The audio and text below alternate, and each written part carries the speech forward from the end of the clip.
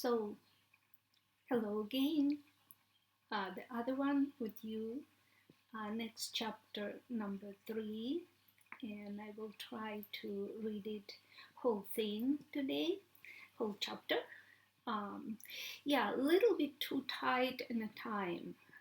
Probably, because it's summer, because I have a lot of plans. I have a lot of incoming events. So excuse me, please, if I cannot do it more often, but I will try to be nicer and have a little bit more time to read for you. Anyway, the book, okay, how it looks. No, it's last. Right here. My angel.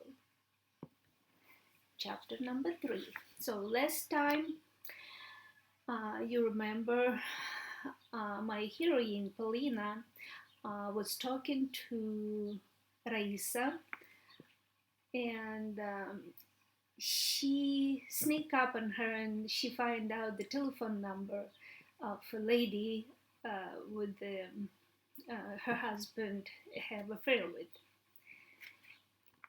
And she asked for telephone number, and Raisa could not lie, so she gave her a telephone number. The telephone number turned out to be correct. I'd noticed a long time ago that if I wanted something badly, I always got it. At first I thought it was just coincidence, but now, after everything that has happened, I know for certain we create our own destiny. By ourselves, our thoughts, our decisions, our actions. And beyond that, there is something that I don't fully understand yet, but I certainly know I have it. Whether it is some kind of force or energy, well, call it whatever you like.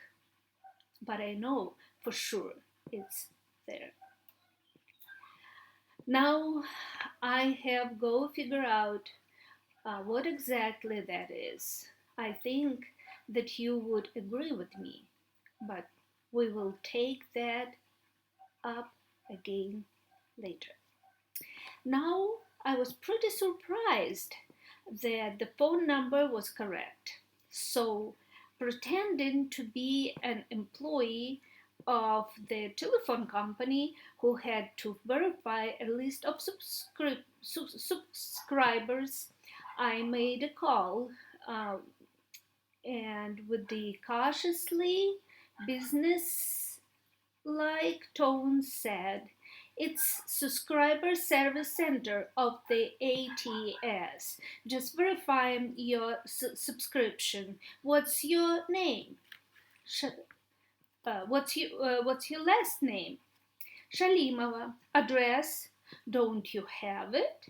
She spoke with a hesitant voice. I knew she would offer no resistance. "Look, I am too busy to chit-chat, 'cause I have to ring up more than 2,000 numbers. We regularly update all the info of our subscribers. Would you be so kind as give me your address?" I continued to push. Yeah. Foxy, huh? 2 Connon Street, apartment number 7. Done. I couldn't force myself to continue. It took so much effort to fight with myself. And for what? What for? It's a well-known fact. If a man wants to go, you will never make him stay. But why didn't he leave? Why was he running back and forth? What made the woman better than me? What made that woman better than me? I walked over the mirror and saw a woman nice in all respects. A slender, athletic figure. After all, I was a master of sport and artistic gymnastic in the past. Long, beautiful legs and full breasts, a cute face with the expressive brown eyes and generous, sexy lips. I always wore reasonable makeup, correctly emphasizing and femininity, emphasizing my femininity. I knew I was not a top fashion model, but each time I passed a company of men, I was sure to hear compliments in my way. Once Alexei's boss said, there exist very beautiful women. One glance and you can't stop feasting your eyes on her. And then there is a type of woman who seems not to be a beauty, but you want her and you want her now. Oh, so man. He was talking about me. Then why the heck was my dearest not satisfied? What must the Marina be like to make him bear me away? Such a wonderful woman and the mother of his son, a Hollywood star, was something. Then the pain, insult, and loneliness overwhelmed me so that I burst into miserable, bitter tears. Letting all the sorrow free, it dawned on me there is no use crying over spilled milk. Something had to be done. Again, I thought of Ira Romanova, a wise woman. When we were young, 22 or something, she once said, for me, the most important thing is that once home my Sasha leaves everything behind and is all mine. And I don't care what he does oversight without me. It's his business as long as he is happy. Sounds like a wise woman. Clearly, it was a self-sacrificing love that she had. Perhaps that was now it should be. I wonder how she was doing. I really hoped that everything was okay. I would finish this epic soap opera, see it to the end, save my family, and for sure, I would try to reach her at some point. We would laugh at all years later, but I couldn't be like her. Jealousy was burning in me like fire, searing out all our thoughts.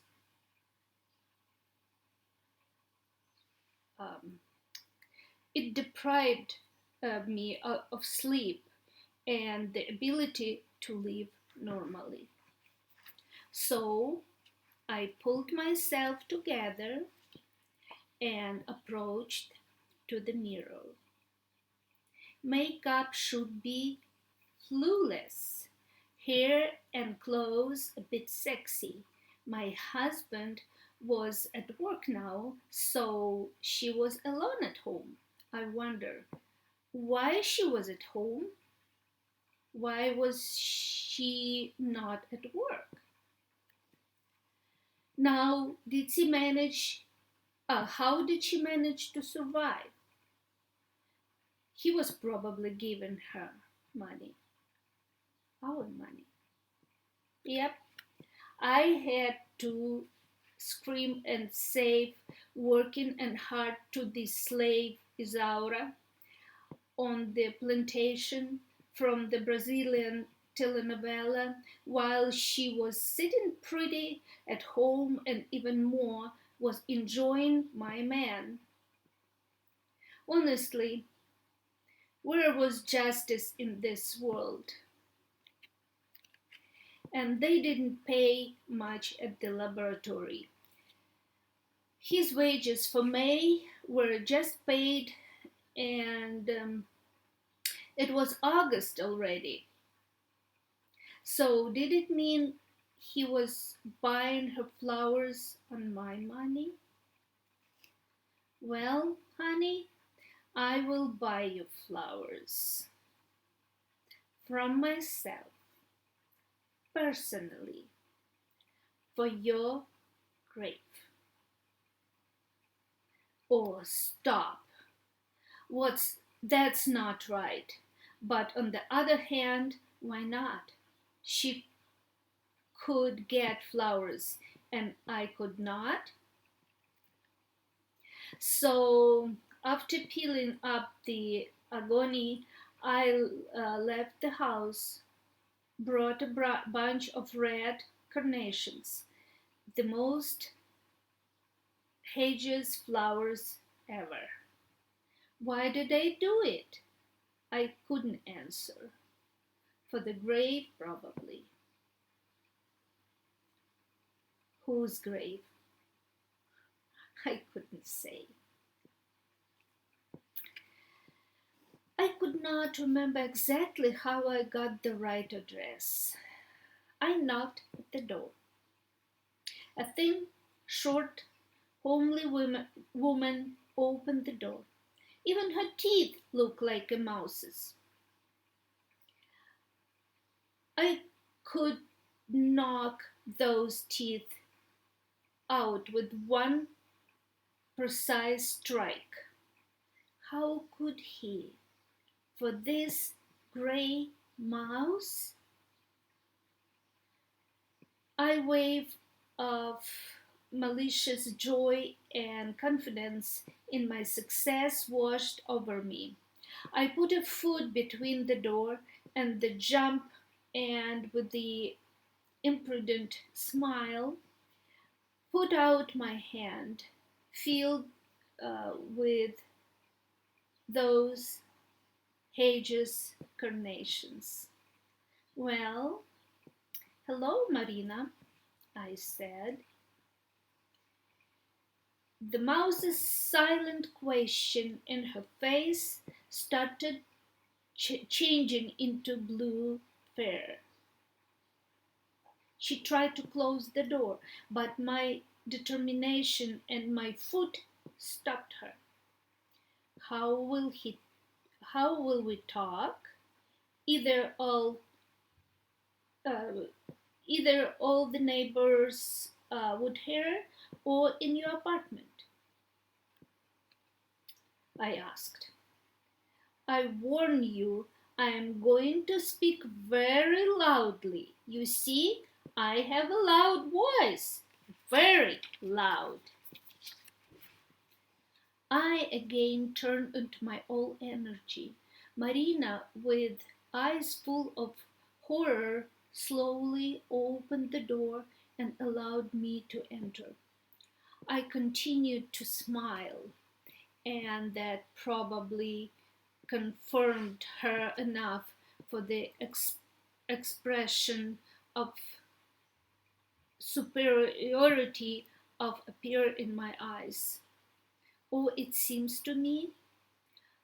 In any case, she said, Alexei told me you are beautiful, so you are so beautiful standing in front of me in my house, and your husband prefer me to you? He doesn't want to live with a prostitute, even beautiful one. She should not have said that. My right hand, still holding the bouquet of flowers, suddenly jerked, and bam! I pushed the mouse right into the nose. Previously, I had fought only in my childhood with boys, defending my toys and my child's dignity. There was no one to protect me. I had to do it myself. My mother wasn't faithful to me. Father, who was 25 years her senior, she cheated on him, but when she nabbed him with the rodent like this, she left me a 9-month-old baby with her mother, my grandmother. She went off to manage her own life and somehow forgot about me. So, as you can see, I was on my own. If I remembered correctly, the last time I had pushed anyone was when I was 5 years old. Now I was dealing one blow after another until a couple of teeth fell on the wooden floor. The sound of falling teeth brought me to my senses. Oh, the flowers look damaged. Well, never mind. They will be perfect for the grave. Abruptly swinging right around, I left the apartment. I went outside and threw those flowers down at my feet. I left, and they, broken but still alive, were abandoned, laying on the pavement. I had the feeling that someone was looking at me and shaking their heads with the disapproval. I looked around, but saw no one. For the first time, after a few months since, I started suspecting Alexei's betrayal. I felt revealed, even happy. So that it was. That made me so happy. A sense of vengeance, the feelings of revenge. But I didn't know that when you take revenge on someone, you had to dig 2 graves at the same time. One for yourself. In the meantime, jubilating, I tried to justify what I had done. She did not have to call me a prostitute. Who gave her that right? All I wanted was just a talk. I was trying to justify myself, although subconsciously I knew it would have ended like this anyway. I didn't have any doubts, not even the smallest little thoughts of regret for what I had done.